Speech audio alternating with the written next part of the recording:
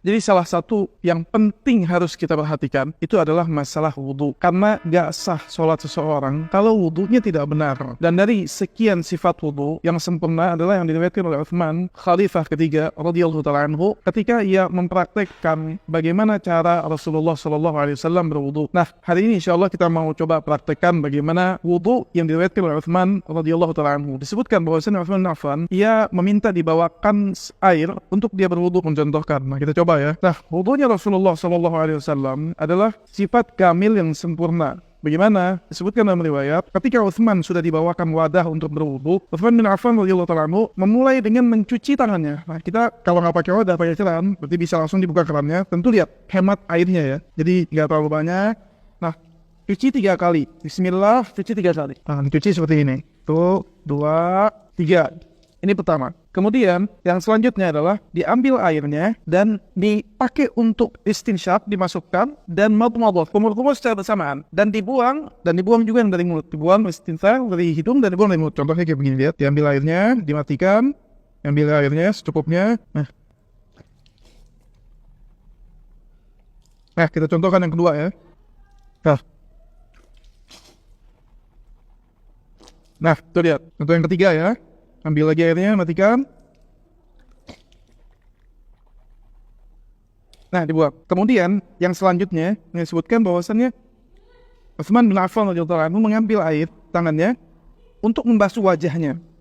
Diambil airnya, dibasuh wajahnya. Nah, seperti ini. Dalam bagian punya jenggot, itu disunnahkan, dalam riwayat disebutkan, Rasulullah mentahlil. Tahlil itu di sela-sela ya jenggotnya, apalagi yang jenggotnya itu tebal seperti anak ini, jenggot tebal itu di sela-sela. Diambil lagi airnya, dibasahkan wajahnya, kecil lagi, diusap. Dan wajah itu termasuk yang ghasal. Ghasal itu artinya apa? Dicuci, bukan hanya sekedar diusap. Apa bedanya diusap dengan dicuci? Dicuci itu airnya mengalir seperti ini, dan batas wajah itu dari perbatasan kuping sebelah kanan sampai kuping sebelah kiri, kemudian yang ada di dalam dagunya sini sampai batas rambut normal yang tumbuh. Jadi seperti ini di batas heningnya. Kemudian yang ketiga, kita lihat yang ketiga ya, kecil lagi seperti ini. Lihat, ini 3 kali. Kemudian setelah itu diambil air lagi di tangannya, dibasahkan tangannya. Bisa dengan diambil seperti ini. Dibasahkan sampai siku semuanya, di sela-sela jarinya sampai siku, ilal mirfaqain, ini 1 kali. Atau bisa dengan dibuka airnya sedikit, kemudian dibasahkan. Betul-betul basah tangannya. Ini yang kedua dan ini yang ketiga.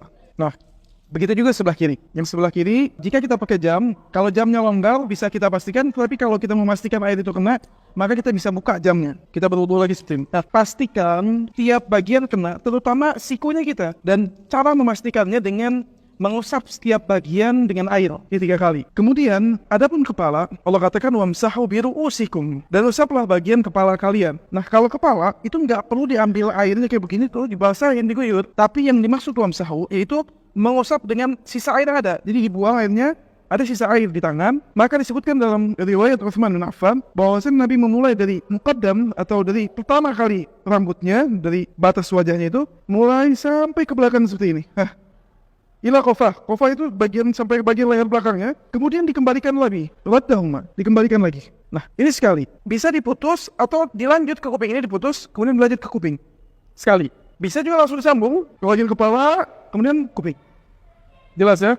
Untuk perempuan, sebagian ulama seperti Imam Syafi'i mengatakan itu yang wajib itu biru'usikum sebagian. Tapi wallahu a'lam, sifat yang sempurna semua bagian, jadi depannya dan belakangnya diusap ya, ila qafah. Jadi sama seperti yang laki-laki, dari depan sampai ke belakang lagi. Kemudian kaki. Adapun kaki ini maka dicuci. Cuci seperti apa? Seperti ini, dibuka airnya, dihemat, kemudian di sela-sela bagian-bagian dari kemari kakinya.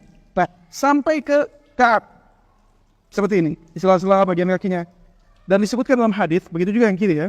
Kata Rasulullah, wailul lil aqab minan nar. Kata Rasulullah, wail, celaka dari bagian-bagian kaki, mata-mata kaki yang enggak kena wudu. Jadi enggak sempurna sampai tidak terbasahi. Nah, itu kurang lebih cara wudunya Rasulullah SAW yang sempurna, yang diriwayatkan oleh Utsman dan diriwayatkan oleh Imam Bukhari, Imam Muslim dan Ashabus Sunan. Wallahu taala a'lam bissawab. Assalamualaikum warahmatullahi wabarakatuh.